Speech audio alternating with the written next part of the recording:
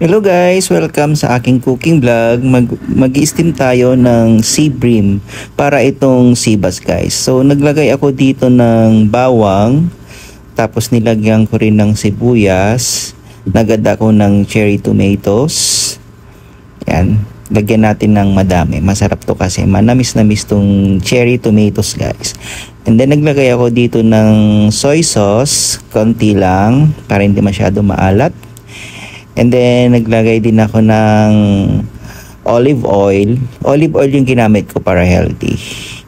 Ayan, tapos naglagay tayo ng black pepper. Tapos onion powder. Ayan. At naglagay tayo sa ibabaw ng sliced lemon.